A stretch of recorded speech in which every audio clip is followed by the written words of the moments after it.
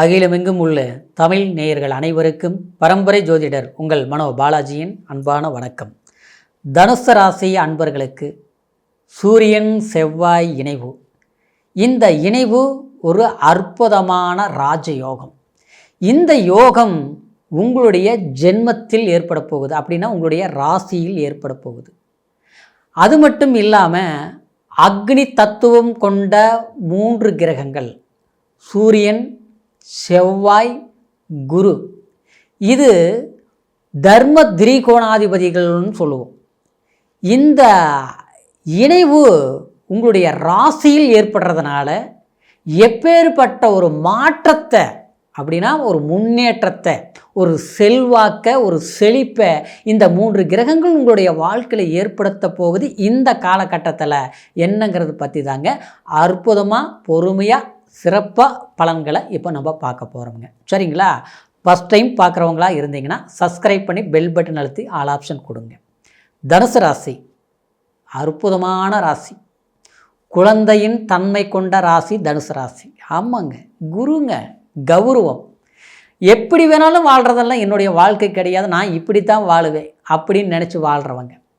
புகழுக்கு ஆசைப்பட மாட்டீங்க, பேருக்கு ஆசைப்பட மாட்டீங்க, அடுத்தவங்களுக்கு தானமே கொடுக்குறதா இருந்தாலும் தர்மமே செய்கிறதா இருந்தாலும் 4 பேர் பார்க்குற மாதிரி கொடுக்க மாட்டீங்க. அப்படியே கொடுத்தாலும் அதை சொல்லி காட்ட மாட்டீங்க. இதுதான் தனுசு ராசியோடைய பெருமை. அதே சமயம் உங்களுடைய ராசியில் பிறந்தா, கண்டிப்பாக இந்த தனுசு ராசியில் பிறந்தவங்க, அதாவது அடுத்தவங்களுக்காகவே அதிகமாக ஒரு பங்கை செலவு பண்ணிகிட்டு இருப்பீங்க. ஆமாங்க, குடும்பத்துக்காக பண்ணுறது, கூட பிறந்தவங்களுக்காக பண்ணுறது, நம்மளை கட்டினவங்களுக்காக, அப்படின்னா நம்ம வாழ்க்கையின் துணைவருக்காக பண்ணுறது ஆச்சுங்களா. அவங்க தப்பாக நினச்சிக்குவாங்களா, அவங்க சந்தோஷமாக வச்சுக்கணும், அவங்களுடைய மனசு எப்படி இருக்குது, அவங்க தப்பே பண்ணி நம்ம போராட்டமாக இருந்தால் கூட, அவங்களால நமக்கு கஷ்டமே பட்டால் கூட நல்லா இருக்கணும் அப்படின்ட்டு நல்லது பண்ணக்கூடிய ராசி இந்த தனுசு ராசிக்காரர். இப்படி எல்லா ஒரு நல்ல குணமும் கொண்டு இருந்தாலும் தனக்கு நடந்தது என்னவோ சில சமயங்களில் இருந்து சில பாதிப்புகள் அதிகமாக சந்திச்சுட்டிங்க. எல்லாம் இருக்கும், பார்த்தா அதில் ஏதோ ஒரு மிஸ்டேக் இருக்கும். சரிங்களா? எல்லாம் ஓகே தான் போயிட்டு இருந்ததுங்க. கடைசியில் பார்த்தோம்னா ஒரு விஷயம் எனக்கு நடக்கலை, அதனால் சரியாக தெரியல. ஒரு மாணவிகளை ஒரு உதாரணத்துக்கு வச்சுக்கலாங்க. நல்லா படிக்கிறவங்க தான், நல்லா படிச்சுட்டு இருந்தோம். கடைசியில் எக்ஸாம் பார்த்து 1 மார்க் போயிட்டேன், ஒரு 2 மார்க் 10ல் நான் நினச்ச படிப்பு கிடைக்கல. கிடைச்ச படிப்பு கடமைக்கு படிக்கிற மாதிரி இருக்குது, இருந்தாலும் படித்தாகணுங்கிறது கட்டாயத்துக்கு. இப்படி தான் வாழ்க்கை. சிலருக்கு பார்த்தோன்னா திருமணமே அதே மாதிரி தான் ஆச்சுங்களா. நினச்சது ஒன்று, நடந்தது ஒன்றா இருக்குது. நடந்தது பார்த்தா எனக்கு பிரச்சனையாக இருக்குது. அடுத்தது நினச்சது ஏதாவது அமையுமான்னு நினைக்கிறோம், ஆனால் அதுவும் பிரச்சனையாக போயிட்டு இருக்குது. இப்படியே போனால் எப்படி, நமக்கு மட்டும் ஏன் இப்படி நடக்குது? இதுதான் புலம்பல். கண்டிப்பாக புலம்பல் கிடைக்காது, உண்மையான ஒரு குழப்பம். சரிங்களா? இப்படி தனுசு மண்டலத்தில் பிறந்தவங்க இப்போ சமீப காலமாக சில இடைஞ்சல்கள் இன்னல்களை சந்திச்சிருந்தாலும் இந்த சூரியன் செவ்வாயோட இனவு உங்கள் ஜென்மத்தில் நடந்ததுனால ஒரு பிரகாசம் ஜொலிப்பு ஏற்பட போகுது, ஒரு வெளிச்சம் கிடைக்க போகுது. சூரியன் பிரகாசிக்கக்கூடிய கிரகம். இந்த பூலோகத்தில் ஆச்சுங்களா, இந்த பிரபஞ்சத்தில் ஒவ்வொரு வெளிச்சத்தையும் ஒவ்வொருத்தருடைய வாழ்க்கையில் ஒரு மகிழ்ச்சியும் கொடுக்கறது சூரிய பகவான். ஏன்னா ஆத்மகாரகன். இந்த ஆத்மகாரகன் உங்களுடைய ராசிக்கு பாக்யாதிபதி. சரிங்களா? அது மட்டும் கிடையாது, செவ்வாய் பகவான் உங்களுடைய ராசிக்கு பஞ்சமாதிபதி, குரு பகவான் உங்களுடைய ஜென்மாதிபதி. இந்த 3 கிரகம் சேர்க்கையாகி போச்சுங்களா. அப்போ இந்த சேர்க்கை என்னாக்கும்? திரிகோணாதிபதிகள் நான் சொன்னேன் ஆச்சுங்களா.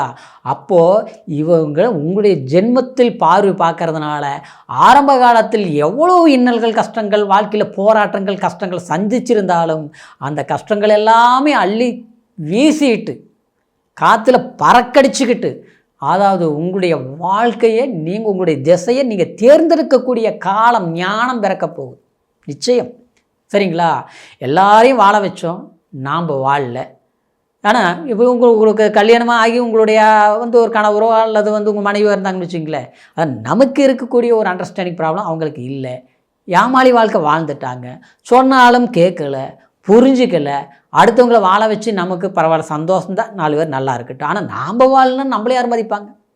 நாம் 10 ரூபா சம்பாரித்து வச்சா நம்ம குழந்தைங்களுக்கு தேவையானதை நம்ம வாங்கி கொடுக்க முடியும். அவங்க நம்ம குழந்தைங்க, நம்ம பெற்றவங்க ஒரு அளவுக்கு உருவாக்கினா தானே அவங்களே நம்மளை கவனிப்பாங்கன்னு சமுதாயமே அப்படி இருக்குது ஆச்சுங்களா. என்ன தப்பா நீ சாதிச்சிட்ட, என்ன தம்மா சாதிச்சிட்டேன்னா கேள்வி கேட்டால் நமக்கு எப்படி இருக்கும்?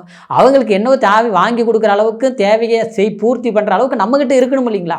சொல்லுங்க பார்க்கலாம். நம்ம ஏமாளி வாழ்க்கை வாழ்ந்துட்டோம். நம்மளது இருந்தது அடுத்தவங்க கொடுத்தது புகழாக இருந்தாலும், ஆனால் தன்னுடைய திறமை நமக்கு ஒட்டலையே, நமக்கு கிடைக்க வேண்டியதே நமக்கு கிடைக்கலையே, நம்மளுடைய இருந்ததே நம்ம அடுத்தவங்க நம்மளை ஏமாற்றி நம்மளை மோசம் பண்ணி வஞ்சகத்தால் அவங்க வாழ்ந்துட்டாங்க. ஆனால் நம்ம சோதனைகள் சிக்கிட்டுமேங்கிற சூழ்நிலை மாறக்கூடிய காலம் டிசம்பர் மாதம், அதாவது 16ஆம் தேதி.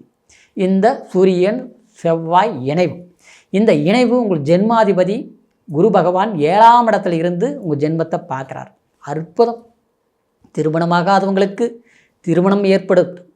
ஏற்கனவே ஒரு கமிட்மெண்ட் அப்படின்னா ஒரு திருமணத்தை இது பண்ணலாம் முடிவு எடுத்துருக்குவோம், பார்த்தா எல்லாம் ஒன்று கூடி வர மாதிரி வருது, எல்லாம் ஓகே ஆல்ரெடி கரெக்டாக இருக்குது.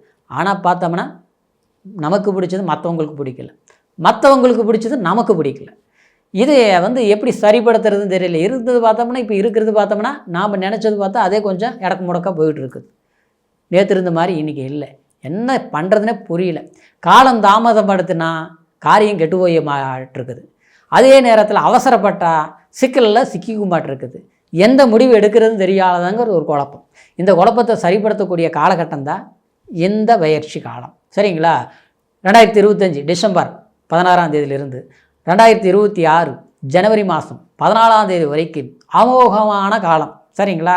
இந்த நேரத்தில் அப்படியே எப்படி நம்மளுடைய சில பிரச்சனைகளை தீர்க்கணுங்கிறது நல்லா யோசித்து முடிவெடுங்க. கரெக்டான முடிவு மைண்டில் தோண்டும். சரிங்களா?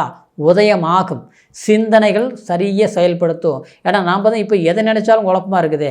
என் நைட்டெல்லாம் யோசிக்கிறேன், முடிவு எடுக்கிறோம், ஓகே கச்சிதமே சரியாக இருக்கும், காலையில் பண்ணிடலாம்னு நினைக்கிறோம். ஆனால் காலையில் எழுந்திரிச்சோம்னா ஒரே பதட்டமாக இருக்குது. ஏன்னா நாம் யார்கிட்ட பேசணும்னா அவங்க அந்த நேரத்தில் நம்மக்கிட்ட சண்டைக்கே வருவாங்க. சரிங்களா? சொல்ல போனாலே பிரச்சனை வந்துடுமோன்னு பயமாக இருக்குது. ஆக மொத்தத்தில் நம்மளுடைய எண்ணங்கள் சிந்தனைகள் மற்றவங்க புரிஞ்சிக்க மாட்டேங்கிறாங்க. மற்றவங்க சொல்கிறது நம்ம ஏற்றுக்கிற அளவுக்கு அந்த இது இல்லை. ஆக மொத்தத்தில் இது எப்படின்னா எல்லாம் நாளும் தெரிஞ்சு நம்மளுடைய ஏமாளி வாழ்க்கை வாழ்கிற மாதிரி காலத்தை கடத்தி போயிட்டுருக்குறோம். இது வேண்டாம், நல்லது இல்லை.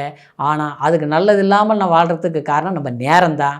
நேரங்கிறது கிரக பயிற்சிகள்.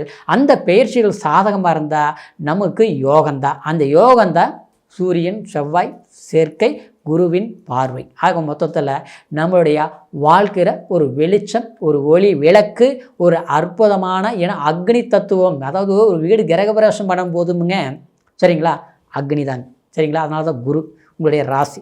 அதே மாதிரி ஒரு கோயிலில் போய் ஒரு கற்பூரம் பற்ற வச்சு தான் நம்ம சாமியை கும்பிட்றோம். சரிங்களா?